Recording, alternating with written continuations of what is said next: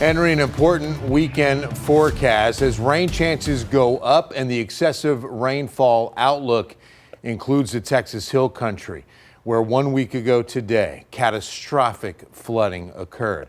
This is going to be a really cool way to look at it in a sense of AI technology. This is the Guadalupe River. We're going to pull this up now, and I'm going to show you this animation of what it looked like. The model takes the location, the real-time extent, the severity of the flood, and then maps it using this flood mapping technology. And you can see those bursts from going severe to extreme flooding. That's going to be that color difference as it, again, begins there quiet, and then you can watch as it really blooms in some of those spots. That's where you saw the rise to about 30 feet in less than an hour. Incredible.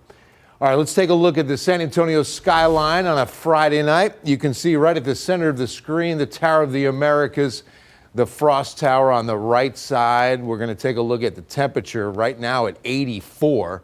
We're still under the clouds and it's still a humid night, but with the winds going over 20 miles per hour, this truly is the most comfortable time of the day for a nice late night after dinner walk. 94 at Gonzales today, 95 at Floresville was the hot spot until you get down I-35 actually. 98's Pearsall, Cotulla, 97 Eagle Pass. Del Rio gets up to 96 and we stopped below average at 92 and there was some rain today. You know, east of the city is where we had some of the heaviest rain. You can see around Seguin. In fact, notice that we've got, again, just a couple of showers that made it into the city, but it was not much at all. As a matter of fact, if we take a look at rain totals, that light blue is 1/10 of an inch, maybe a quarter in some spots. But some rainfall estimates closer to an inch near Nixon, as well as south of Seguin. All right, so watch the precipitable water values increase tomorrow. Increase on Sunday. Couple of waves of good water ready to rain. So all we need is daytime heating, a good little sea breeze energy, and here we go. So tomorrow morning will be dry, but then by afternoon heating, model says maybe a couple of downpours, but look what happens later as we get into the 4 a.m. hour Sunday. So this is after midnight into 4 a.m. Sunday, very heavy rain from Del Rio up to Rock Springs, pushing in towards Kerrville, but collapsing on arrival.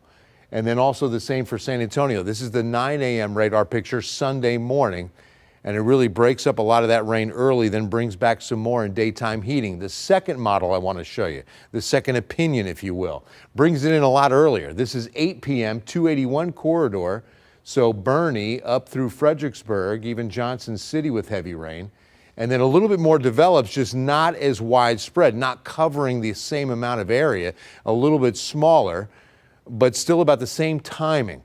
So with those two forecasts lining up, this is the excessive rain outlook with San Antonio in a 1 out of 4. But look at this, starting at Fair Oaks Ranch and including Bernie, Comfort, Kerrville, a 2 out of 4 risk of seeing excessive rain Saturday night and into Sunday.